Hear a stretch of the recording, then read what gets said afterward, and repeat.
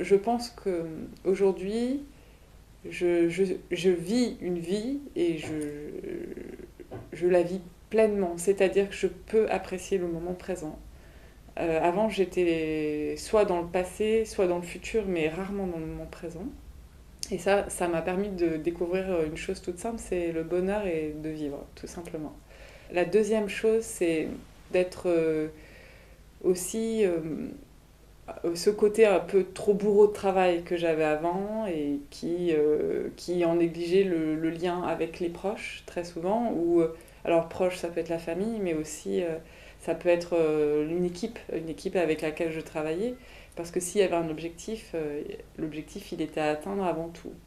Et aujourd'hui, c'est un peu comme si j'avais mis des petits capteurs qui me disent, ok, là, peut-être on peut calmer et puis se poser et prendre un moment.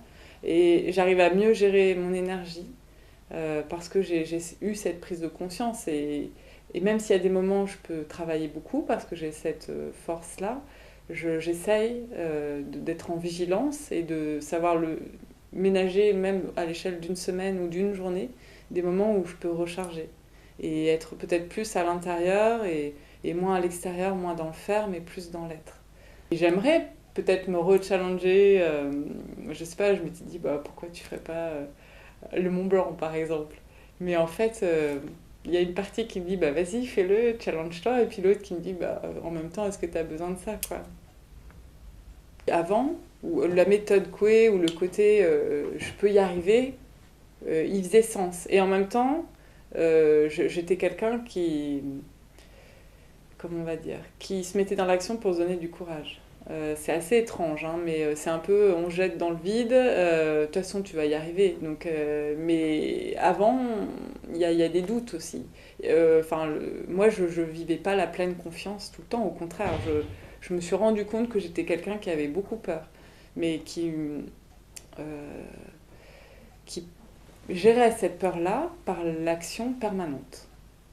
Et encore, quand j'ai vécu ces moments de vide, c'est là aussi où j'ai compris que le fait de remplir son agenda, ça permet juste de ne pas ressentir, quoi. Parce que ça, c'est quelque chose que j'ai pas abordé, mais le 3 que j'étais, j'ai appris, j'étais, on va dire, une handicapée de l'émotion. J'étais quelqu'un d'hypersensible, mais en revanche, l'émotion, j'arrivais pas à la gérer du tout, quoi.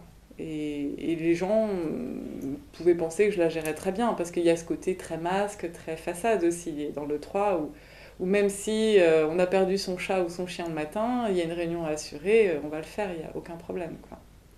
Et ça c'est un côté aussi, aujourd'hui, qui pouvait m'amener à ce manque d'authenticité que j'ai eu beaucoup de mal à accepter.